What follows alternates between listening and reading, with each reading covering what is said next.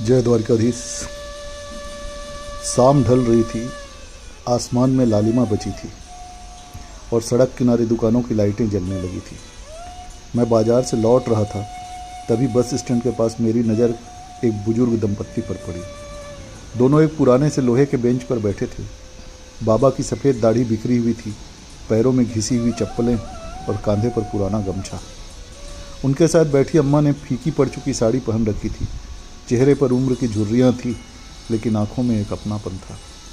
मैं आगे बढ़ गया, मगर न जाने क्यों मन वहीं अटक कर रह गया था। पीछे मुड़कर देखा तो बाबा अपनी जेब टटोल रहे थे। उन्होंने बड़ी मुश्किल से कुछ सिक्के निकाले और सामने मूंगफली वाले के पास गए। बेटा 10 रुपये की दे देना। मूंगफली वाला चुपचाप कागज़ में मूंगफली बांध कर दे गया। बाबा लौटे।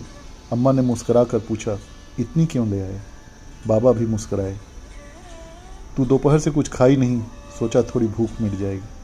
अम्मा ने कागज़ खोला, एक मूंगफली उठाई और आधी तोड़कर आधी बाबा को दे दी। अकेले कैसे खा लूँ? उन्होंने कहा। मैं कुछ कदम दूर खड़ा सब देख रहा था। दिल भारी होने लगा था, आंखें नम होने लगी थी। मैं पास गया और बोला, बाबा जी नमस्ते। दोनों एकदम संभल कर बैठ गए। मैंने पूछा, कुछ मदद चाहिए क्या? बाबा हल्का सा हंसे और बोले, नहीं बेटा, भगवान का दिया सब कुछ है। अम्मा ने बाबा की तरफ देखा, जैसे जानती हो कि सच कुछ और है। मैंने बात बढ़ाने के लिए पूछा, कहाँ जाना है? बाबा बोले, अस्पताल आए थे, अम्मा की दवा लेनी थी। डॉक्टर ने कहा 1 हफ्ते बाद फिर आना। घर गांव है यहाँ से करीब 35 किलोमीटर दूर। आखिरी बस निकल गई, अब सुबह पहली बस से जाएंगे। मैं चौंक गया। तो रात यहीं? बाबा ने सिर हिलाया। अम्मा बोली, कोई बात नहीं बेटा, साथ है ना। उनके 3 शब्द, साथ है ना, दिल में खंजर की तरह उतर गए थे। इतने में सामने वाली दुकान पर गर्म जलेबियाँ छनने लगी। अम्मा ने बस एक पल वहाँ देखा, फिर नज़रें झुका ली। बाबा ने वो नज़रें देख ली थी। उन्होंने जेब में हाथ डाला, फिर चुपचाप हाथ बाहर निकाल लिया। शायद पैसे कम थे और अम्मा को समझने में देर नहीं लगी। फिर अम्मा ने से बोले, अरे जलेबी तो घर जाकर बनाएंगे, तुम्हारे हाथ की जलेबी क्या गजब बनाती हो तुम। अम्मा मुस्कुराई, लेकिन आंखें तो छलक ही पड़ी थी। मैं खुद को रोक नहीं पाया। मैं दुकान पर गया और जलेबी, समोसे और चाय ले आया। उनके सामने रखते हुए बोला, एक छोटी सी शर्त है। बाबा बोले, क्या? मैंने कहा, आप दोनों को ये सब खत्म करना है। दोनों हंस पड़े। अम्मा बोली, इतना कौन खाएगा बेटा? मैंने कहा, मुझे खुशी होगी। बाबा ने एक जलेबी उठाई, लेकिन खुद को खाने से पहले अम्मा की तरफ बढ़ा दिया। पहले तू। अम्मा ने आधी खाई, आधी बाबा को दे दी। कुछ देर बाद खुद बोल पड़े, 3 बेटे हैं हमारे। मैं चुप सुनता रहा। सब अपने अपने घर में खुश हैं। पहले साथ रहते थे, फिर जगह कम पड़ने लगी, बहुओं को दिक्कत होने लगी। हमने सोचा कि बच्चों को परेशान क्यों करें, क्यों उन्हें परेशानी दें। अम्मा ने धीरे से कहा, हम खुद ही गांव लौट आए। बाबा हंसे, मगर आवाज़ कांप रही थी। बेटे कभी कभी पैसे भेज देते हैं, फ़ोन पर भी बातें होती है, लेकिन अब आदत हो गई है। अम्मा ने बाबा का हाथ पकड़कर कहा, आदत नहीं, मजबूरी हो गई है। उनको आंखों से आंसू गिर पड़े थे। बाबा ने तुरंत गमछे से पोंछ दिया था। रोती क्यों है? मैं हूँ ना। इतना सुनकर मेरी आंखें भी भर आई थी।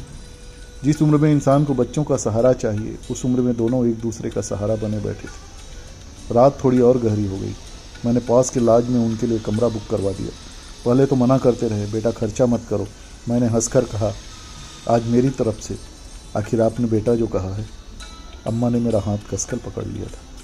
उनके हाथ ठंडे थे, मगर दुआओं से भरे हुए। भगवान तुझे हमेशा खुश रखे। सुबह मैं फिर वहाँ गया। दोनों तैयार बैठे थे। अम्मा के चेहरे पर सुकून था। बाबा ने मुझे देखते ही जेब से एक छोटा सा कपड़े का रुमाल निकाला। उसमें 2 बतासे बंधे थे। लो बेटा। मैंने कहा, अरे इसकी क्या ज़रूरत थी? बाबा बोले, हमारे पास देने को यही है, मना मत करना। मैंने दोनों बतासे हाथ में ले लिए, मानो दुनिया की दौलत मुझे मिल गई थी। अम्मा मुस्कराई, बस आई, दोनों चढ़ने लगे।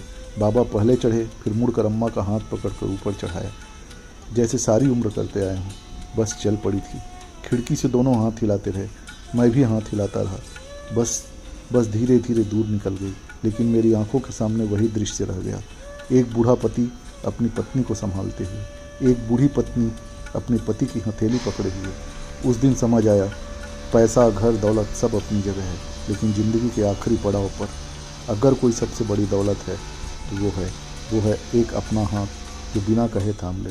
और सच कहूँ, उस दिन मैंने मदद ज़रूर की थी, लेकिन दुआएं लेकर मैं खुद को अमीर महसूस करने लगा और चल पड़ा था बाबा के उस गांव की ओर जहां वो दोनों उतरने वाले थे। जय द्वारिकाधीश।